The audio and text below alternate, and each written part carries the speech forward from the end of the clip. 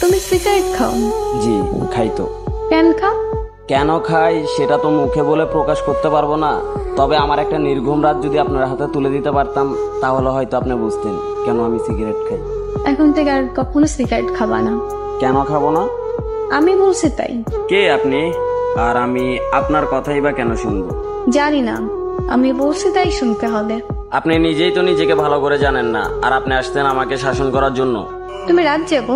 রাত জাগা পাখিরা রাত জাগবে, এটাই তো স্বাভাবিক। আজকে রাত থেকে ভালো ছেলের মতো তাড়াতাড়ি ঘুমিয়ে পড়বা। এই যে ম্যাডাম, 2-4টা ঘুমের ওষুধও আমাকে রাত জাগা থেকে বিরক্ত করতে পারে নাই, আর আপনার মুখের কথায় আমার রাত জাগা থেমে যাবে বললেই হলো। জি বললেই হবে। মুখের ওপর কথা বলবা, একদম মেরে সোজা বানিয়ে ফেলবো।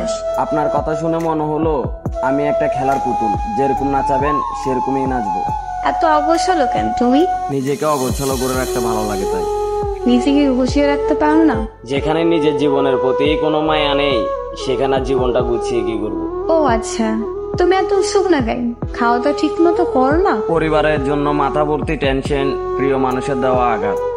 সকালের খানাটা ঘুমে ঘুমিয়ে চলে যায়, দুপুরের খানাটা বিকাল 5টায়, রাতের খানাটা রাত 3টায়। তাহলে চিন্তা করেন শরীরটার কতটা ভালো থাকবে। এত এলোমেলো হয়েছে কিভাবে? খেলার বয়সে পরিবারের দায়িত্বটা কাঁধে, আর আপনার মতো একটা মেয়ের জন্য নিজের জীবনটা উৎসর্গ করে। ও আচ্ছা, মানুষটা ভুল ছিল তাই ঠকে গেছো? আমি ঠকিনি, আমাকে ইচ্ছা করে ঠকানো হয়েছে। কিন্তু এরকম ভাবে জীবনে চলে না। কাল থেকে সকাল তাড়াতাড়ি উঠতে হয়, খাবার পরে দুপুরে নামাজ পড়া, বাসায় এসে গোসল করবা, দুপুরের খাবার খাবা, আর রাত